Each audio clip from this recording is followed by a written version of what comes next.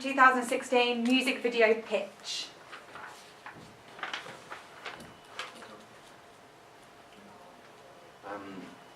I'm Toby Sims. I was the producer of. Yeah, I'm Tendai Kamasha and I'm the director. I'm Corey Brady and I'm the production assistant. I'm David Filkovic and I'm the camera operator.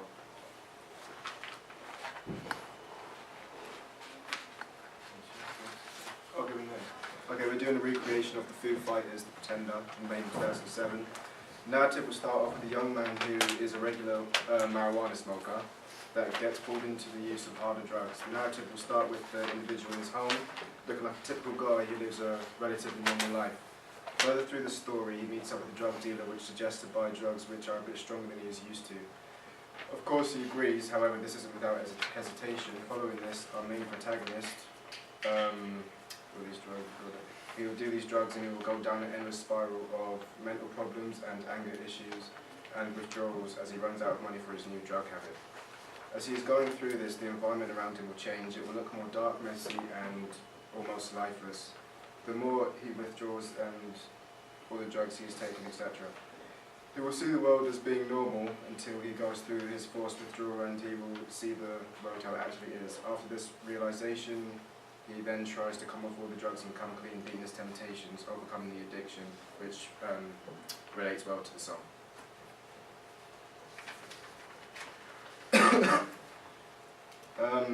Originally we were not going to include the use of instruments as it was not relevant to the story due to the narrative being based, but due to our feedback we're going to use some instruments in the background to set type of genre in the music video. Also we're going to use lip syncing at certain parts of to give emotion and depth to a certain lyric and action in the music video. We choose to make the style of the music video dark and grungy due to the band falling into that type of category. We felt that it would not make sense for it to be any other way as it would look out of place, and the genre has a big impact on this because of the type of style of it. And the clothing that we're using will be dark and alternative, for example ripped jeans and black clothing. Now, on to the inspirations. Overall, first off, Foo Fighters, Pretender, the song we picked it because generally the lyrics of it were open enough for us to derive a narrative of, let's say, drug-related ideas. Secondly, Nirvana, Come As You Are, I've selected that as an inspiration because it was a possible insight into, let's say, Kurt Cobain's previous drug use before band member Dave Grohl came into the band as a drummer, and it could have inspired the way in which his songs have been written, as in that time period Dave Grohl was writing songs that he would then produce in Foo Fighters, the band. Second song, Jimi Hendrix, All Along the Watchtower. In the time it was created, it was around a time of heavy protests against the Vietnam War. There was a heavy use of drugs and experimentation and self-expressionism, so on and so forth. Now, Prep School, Come As You Are, it's a cover of Nirvana, but it's more of the fact of the video that came along with it.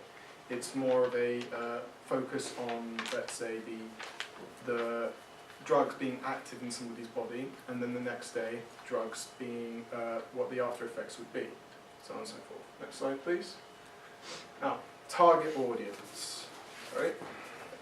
Now, our primary audience, we are looking at people from 15 to 19, someone who would be a reformer or somewhat, outspoken, outgoing, mature for their age, but still having impulsive tendencies to ask questions with little to no restraint, or any so on and so forth by that. And also there's no restraint on genders either, as rock, the genre has progressed since its beginning, it has become more open to other audiences, so on and so forth, drawing in more of a gender-neutral audience. Now, secondary audience. The decision for older secondary audience was down to those people who usually have jobs that are older, so probably around the age range of on board 27 to 36. Those who are just starting their careers and are getting on with their life. The reason is for this is because they tend to be like the person who would every day just drive to their workplace or anything and passively overhear something that could relate to our product. So then there will be a passive audience and it might drive them towards looking up songs relating or even our music video. Next slide please. The mood board, as you can see, it's like grunge inspired with Pearl Jam, Nirvana and Foo Fighters as well, with the Pretender song, that's their album cover, Pretender song was on. Other things, drug related, protest, the societal protest against drugs. The Fist in Chains, the way in where drugs can hold you in some sort of an addiction like a prison, and again, drugs there related. You can see someone is helping someone who's literally been broken by their addiction, so on and so forth. Slide. The resources, there are many different resources that are going to be used in the production. One of them is the bong, which can signify that the protagonist, which is going to be addicted to drugs, is more involved, like for a longer period of time, or to usage of drugs, because a person who wouldn't own one would like sort of just started. We're gonna use baby powder, which can represent the cocaine, which is one of the harder drugs of high category, probably an A, which is really harmful. We can use, as previously mentioned, we're going to use instruments. This can be representative of the band itself, but also the destructive way of addiction to drugs. The cast and crew, well, the director, camera operator, producer and production assistant. We're also going to have actors, which is pretty obvious. Makeup design, this can show this can symbolize the protagonist as he getting like sort of more dirty look, like you can show from his face that he's actually addicted for quite a long time now. And the set design, we can probably use one of the locations, instead of a dark tone. We're gonna use the TV studio, which is wide and open. We also have access to professional lighting, which can set the tone and questions. For example, like, why is the protagonist in the spotlight surrounded by the darkness? We have an optional location, which is the house. The house contains a grungy sort of look.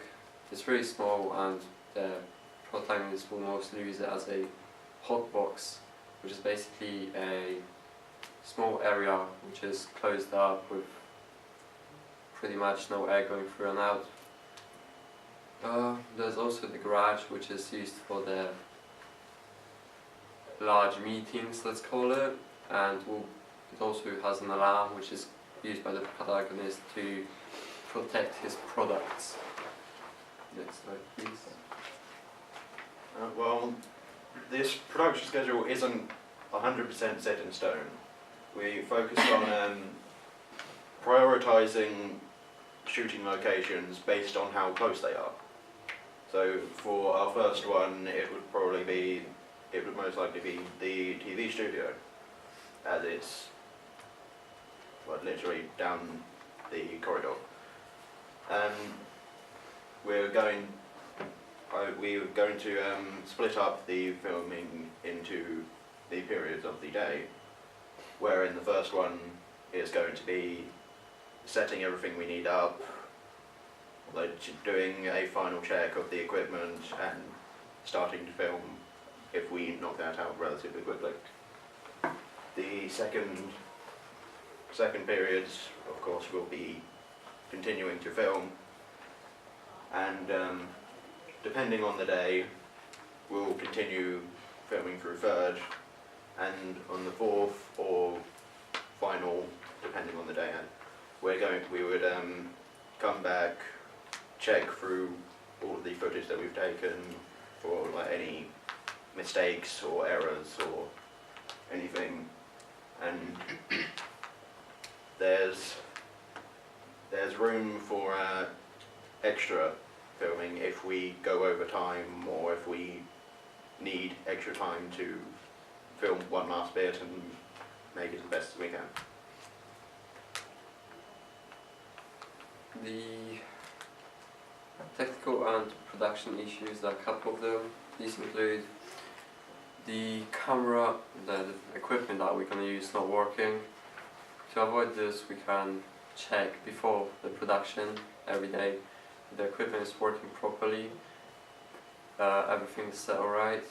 If not, we could research the most common errors which occur within those equipments and how to fix them properly without damaging the equipment further. Also the locations which can be used, like for example the green room in the house.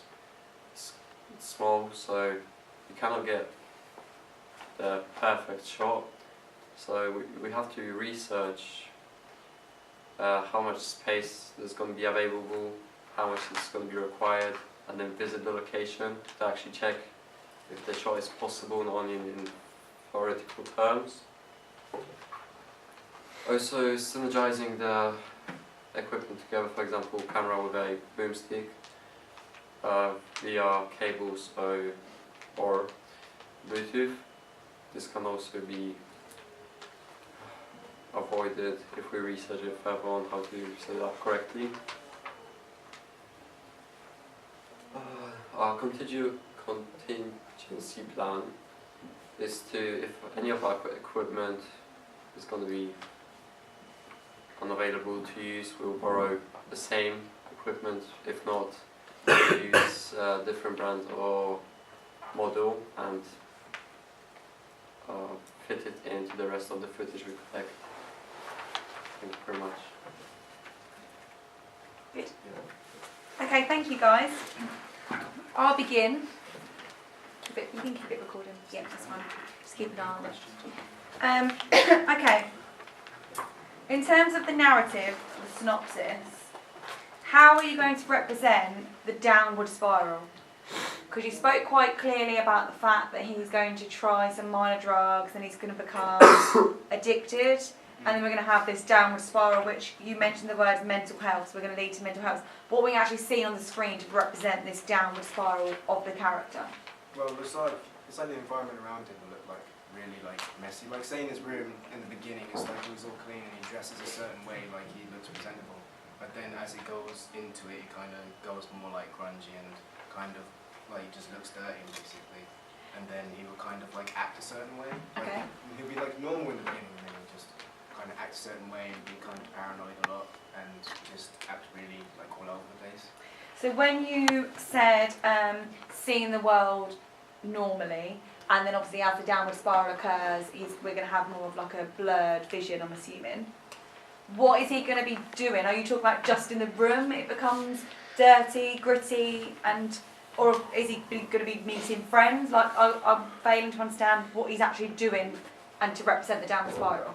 Like, So yes, he's changed his clothes. Like obviously some of the clothes change, but then he'll get really paranoid about maybe like people around him and stuff that's going around him. But then how it actually is, it will be portrayed in a certain way. I haven't really figured that out yet. But it will be like, it will just be different from then how he's seeing it. You know what I mean? Okay, so I think there's some gaps in the synopsis. Yeah. So in terms of you've got the theme, you've got the idea, you know the character's going to have this downward spiral. But I think what's missing, if I said right, scene 5, scene 6, scene 7, what's happening? We're not too sure what's happening yet. Would that be a fair comment? Yeah. Yeah? Okay, so that's something that we need to think about. You mentioned about cutting to lip syncing and cutting to shots of instruments. So are we talking studio lit really nicely, shots of band instruments and... Not really lit, like really well or anything like that. It's like, because we're trying to keep to the theme of decay, rock, stuff like that. Yeah. So when it comes to those type of shots, like there was an idea in our head that we were just like project, like in the beginning when we have those shots of the instruments, and then later on the shots would be dark and some of the instruments might have like a bit of grime on them or so on and so forth. Fantastic, like a string missing or Yeah. something like brilliant. Also, I really liked on your mood board the image of the hands with the chains. That would be a really nice cutaway that you could have, that maybe something could be symbolic that ends up and we see a cutaway of his hands in chains, but then as he, at the end when he goes full circle and I think he's going to get over the addiction, then perhaps we could have a cutaway of the chains breaking free or something like that. I really like that idea. Okay, yeah, good. Is it one protagonist and then just friends around him? Yeah, just one protagonist with friends who would have a part to play in the narrative, but they're just like friends. Is generally just going to be focused on this single person.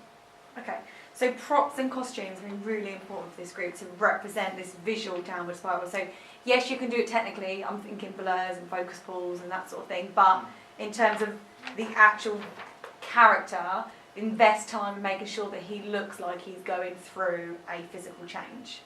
Yeah? Okay, brilliant. Questions for the floor then?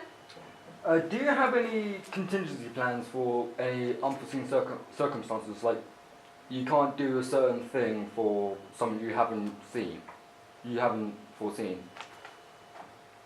We like, For example, you can't do a show outside because it's too bright or for what you want to do. We can modify the camera settings to adjust it so it looks as if it was night outside.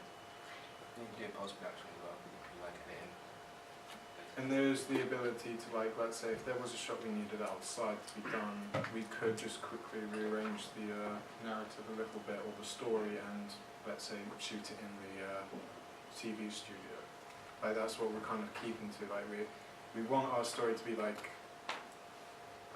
linear, but like when we have an issue, like, yeah, so we can't shoot outside and we need to get something done, we have the freedom to like pick apart the story that we need and then just rearrange it a bit and then put it back in, and it'll still fit along and go along with the block narrative or like linear. For example, if you was represented a downward spiral of him, an after effect of drugs, and you'd planned to do it in the bedroom scene, Yeah. but for some reason you couldn't, you had to then do that in a dark space in the studio and just make it light it differently. Okay, yeah. Thanks, Corey. How are you going to stage the drugs aspect? Because obviously you have to be quite careful with things that you use and what you show. If we're going to, I've thought about this, like in the case of marijuana or anything like that, we could use like a simple vape pen, or with the cocaine, we could symbolise it with baby powder, or we could just and if there's going to be any snorting or anything, I don't think we're going to do snorting, but in that case, if we are, there is the possibility we could just use sugar. I think it needs to come down very clever shot, because we don't want it to come into a music video of this is how you take drugs. You're supposed to be showing this is the effect of drugs. So really good question, well done. Any more? No? Okay, really detailed schedule, like where you've broken it down into sections, great awareness of what's actually required and what you're going to do if equipment fails, that sort of thing. Brilliant breakdown of target audience. You didn't mention socio-economic scale specifically, but you did refer to it in terms of, you told me at which stage of the careers they were going to go into, but just remember next time to use those categories of the socio-economic scale, okay? Overall, I think clear pitch, clear idea, but I don't think it's a final idea yet. I think you still need to sit down as a group and really sit down step by step what is happening in this, as you've said, linear narrative. Yeah? So I can really see this is the first scene, then we're going here and then we're going there, okay? And I think it'd be a good idea to do that as a mind map or as a discussion before you sit down and try and do shooting script. Okay? Yep. Fantastic, good.